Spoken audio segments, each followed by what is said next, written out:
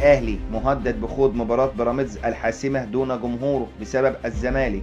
قررت رابطة الأندية رسميا خوض مباراة الأهلي والزمالك في القمة يوم الثلاثاء المقبل 11 مارس 2024، على أن تكون المباراة الثانية للأهلي أمام نادي بيراميدز يوم 12 إبريل. وخلال مباراة الأهلي والزمالك في مباراة القمة سيكون جمهور الأهلي مهدد بعدم الحضور في مباراة بيراميدز إذا ما أثار أي شغب أو سباب أو تكسير مقاعد باستاد القاهرة الدولي. الأهلي يفاوض مصطفى شوبير قبل مواجهة الزمالك جلسة للتمديد. قال مصدر أن محمد شوقي المدير الرياضي بالنادي الأهلي أن يعقد جلسة خاصة مع مصطفى شوبير حارس مرمى الفريق الأول لكرة القدم بالنادي الأهلي للاتفاق على بنود السنوات الجديدة التي سيكون حتى 2029. وأضاف المصدر أن هناك ترحيب من الحارس لتمديد العقد. بيراميدز يزين قائمة أفضل 10 أندية في العالم ويتخطى بايرن ميونخ وليفربول.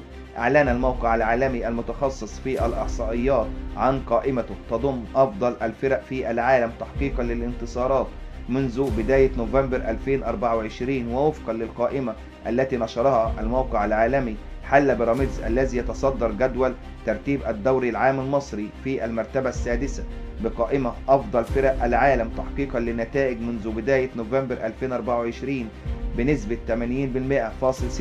ويأتي هذا في الوقت الذي تصدر فيه الهلال السعودي قائمة الأندية التي حققت أفضل نسب نجاح في العالم منذ بداية 2024 بنسبة 86.7%. نجم بيراميدز يقترب من الأهلي بمونديال الأندية. أكد مصدر مقرب من إبراهيم عادل نجم الفريق الأول لكرة القدم بنادي بيراميدز أنه يوافق على ارتداء قميص النادي الأهلي ويشارك مع الفريق في بطولة كأس العالم للأندية، وتتاح لوائح بطولة كأس العالم للأندية 2025 التعاقد مع بعض اللاعبين خلال الفترة من 11 أو 10 يونيو المقبل. وأضاف المصدر في تصريحات لموقع الوطن سبورت أن إبراهيم عادل ومحمد الشيبي مرحبين بالصفوف إلى نادي الأهلي خلال البطولة فقط. عرض انتحاري من بيراميدز ب9 ملايين دولار لخطف صفقة الأهلي المهلة انتهت.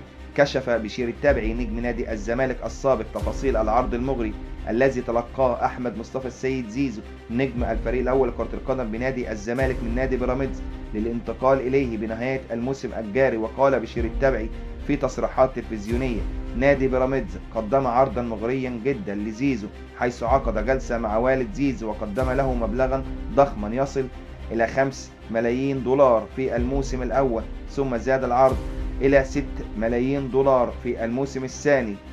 الزمالك يقرر التصعيد ضد الأهلي بدخول ميدو ويلمح بالانسحاب من خوض القمة.